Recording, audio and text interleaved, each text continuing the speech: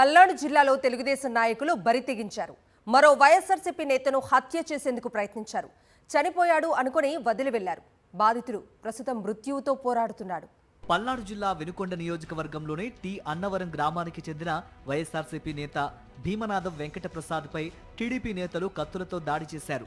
శనివారం సాయంత్రం ప్రసాద్ తన తండ్రి సోదరుడితో మాట్లాడుతూ ఉండగా ఒక్కసారిగా 20 మంది టీడీపీ నేతలు దాడి చేశారు. ప్రసాద్ చెయ్యి నరికేశారు. పారిపోయేందుకు ప్రయత్నించిన ప్రసాద్ను వెంటాడారు. నడి రోడ్డుపై కత్తులతో పొడిచారు. ప్రసాద్ అక్కడికక్కడే కుప్పకూలిపోయాడు. అతను చనిపోయాడనుకుని అక్కడి నుంచి వెళ్లిపోయారు. ప్రసాద్ తండ్రి కూడా ఈ ఘటనలో గాయపడ్డారు. తీవ్రంగా గాయపడ్డ ప్రసాద్ను గుంటూరులోని ప్రైవేటు ఆసుపత్రికి తరలించారు. ఎంటబడి 20 మంది గొక్క తిప్పుకోనియకుండా ఒక పోటు పొడిచారు. పోటు పొడిచాక బ్లడ్ ఎక్కువ కారిపోతుంది సార్. కారిపోతుంటే భయపడేసి కుర్రోడు వెళ్ళిపోతున్నాడు, పరిగెత్తున్నాడు, ఇంకా తప్పించుకున్నాను చంపేస్తారని.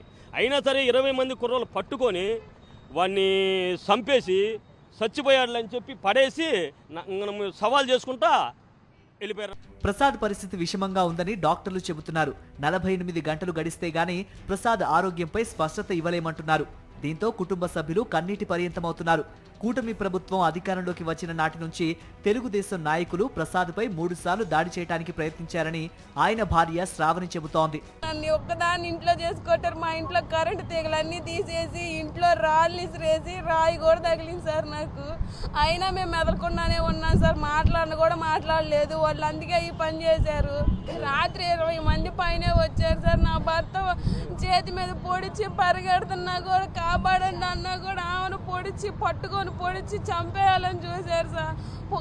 ఇక్కడ పొడిచి ఆమెను చనిపోయాడులా అని మీ ఇష్టం వచ్చిన వాళ్ళకి చెప్పుకోండి, ఏదైనా చేసుకోండి అని అక్కడ వదిలేసి వెళ్ళిపోయారు సార్ రాత్రి. దాడి సమాచారం తెలియగానే మాజీ ముఖ్యమంత్రి వైఎస్ జగన్మోహన్ రెడ్డి చలించిపోయారు. పార్టీ నేతలను వెంటనే ఆసుపత్రికి పంపించారు. ప్రసాద్ ఆరోగ్య పరిస్థితిని తెలుసుకున్న నేతలు ఆయన కుటుంబాన్ని ఓదార్చారు. తామంతా ఆ కుటుంబానికి అండగా ఉంటామని భరోసా కల్పించారు. కొందరు తెలుగుదేశం పార్టీ నాయకులు అందరూ వచ్చి గోపి అని, రామయోగి అని, అదేవిధంగా నాగేశ్వరరావు అని, ఇలాంటి వాళ్ళందరూ వచ్చి ఒక్కసారిగా మూకుమ్మడిగా వచ్చి వాళ్ళందరినీ విపరీతంగా దాడి చేసి కొట్టి తెలుగుదేశం పార్టీ నాయకులు, కూటమి పార్టీ నాయకులు వెంకట ప్రసాద్ అనే అతన్ని కత్తితో పొడిసి అదేవిధంగా చెయ్యి నరికి అన్ని చేసేవారికి పొట్టలో కత్తి దిగబట్టడంతో లోపలికి పోయి చచ్చిపోయాడనే ఒక అభిప్రాయంతో ఆడ పడేసి ఇంక వెళ్ళిపోవటం. తెలుగుదేశం పార్టీ నాయకుడు రామయోగి, అతను మనవళ్ళు రాంబాబు మరియు గోపి ఇద్దరు కూడా కత్తితో పొడిచి తీవ్రంగా నిన్న రాత్రి అటాక్ చేసి ఆయన్ని తీవ్రంగా గాయపరచడం జరిగింది. ఇప్పుడు పేషెంట్ వెంకటప్రసాద్ అనే వ్యక్తి ఇక్కడ గుంటూరు రమేష్ హాస్పిటల్లో చికిత్స పొందుతూ ఉన్నాడు. పరిస్థితి ఇప్పటికి కూడా చాలా విషమంగా ఉంది. ప్రసాద్ కుటుంబం వైఎస్ఆర్సీపీలో కీలకంగా ఉంటోంది. ఏడాదిన్నర క్రితం జరిగిన అసెంబ్లీ ఎన్నికల్లో వెంకట ప్రసాద్ పార్టీ బూత్ ఏజెంట్గా కూడా ఉన్నాడు. ఆ రోజు రిగ్గింగ్ చేయడానికి టీడీపీ నేతలు చేసిన ప్రయత్నాన్ని అడ్డుకున్నారు. అప్పటి నుంచి అతన్ని టార్గెట్ చేశారు. టీడీపీలోకి రావాలని, లేకపోతే చంపేస్తామని హెచ్చరించారు. అందుకు ప్రసాద్ నిరాకరించాడు. అతనికి వైఎస్ జగన్ అంటే అంతులేని అభిమానం. తన కుమారుడికి కూడా జగన్ అనే పేరు పెట్టుకున్నాడు. అలాంటి తాను పార్టీ మారే ప్రసక్తే లేదని తేల్చి చెప్పాడు.